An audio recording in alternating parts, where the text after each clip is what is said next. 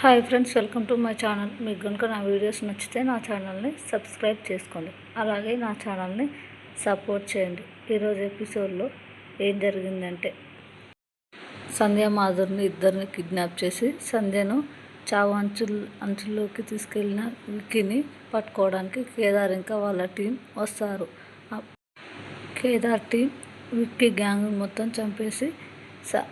చంపేశారు. ఈలోపు విక్కీ మాధురిని తీసుకొని బయటకు వచ్చి, నన్ను ఏమన్నా చేస్తే మాధురిని చంపేస్తానని మాధురిని అడ్డు పెట్టుకొని బయటకు వచ్చి పారిపోతాడు.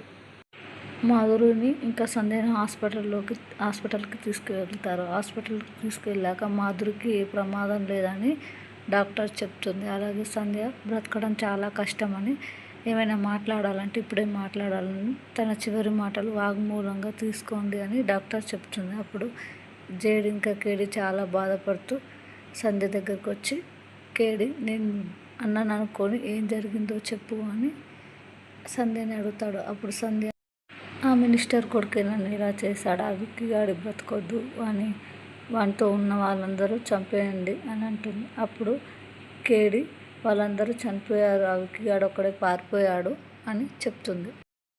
ఆ తర్వాత మాధురి క్షేమంగా ఇంటికి వెళ్ళిందో లేదో అని కేడి జేడీలు ఇద్దరు ఇంటికి వెళ్తారు. అక్కడికి వెళ్ళేసరికి మాధురి వస్తుంది. ఇంట్లో వాళ్ళందరూ చాలా సంతోషపడతారు.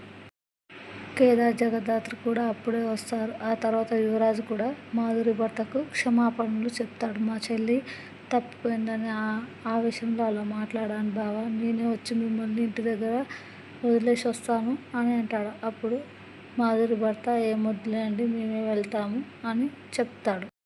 ఆ తర్వాత కేడి జేడీలు ఇద్దరు మినిస్టర్ వాళ్ళ ఇంటికి వెళ్ళి, కేడి నీ కొడుకు ఎక్కడున్నాడు అని అడుగుతాడు. అప్పుడు మినిస్టర్, అదే నేను అడుగుతున్నాను, నా కొడుకు ఎక్కడికి వెళ్ళాడు, 2 రోజుల నుంచి కనిపించడం లేదు, మొన్న నక్సలైట్లు వచ్చి నా కొడుకుని కిడ్నాప్ చేశారు, నా కొడుకు ఎక్కడున్నా మీరే కాపాడాలి అని నాటకాలు ఆడుతూ ఉంటుంది.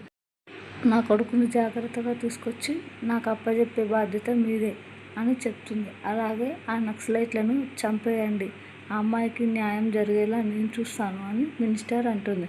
అప్పుడు జేడి, ఎలాగో మీ కొడుకును వెతకడానికి ప్రయత్నం చేస్తాను, కానీ ఈలోపు ఆ నక్సలైట్ల చేతిలో నీ కొడుకు చనిపోకుండా ఉంటే చాలా సంతోషం, కానీ అలా జరిగితే మేము మాత్రం ఏం చేయలేము అని జేడి చెప్తుంది.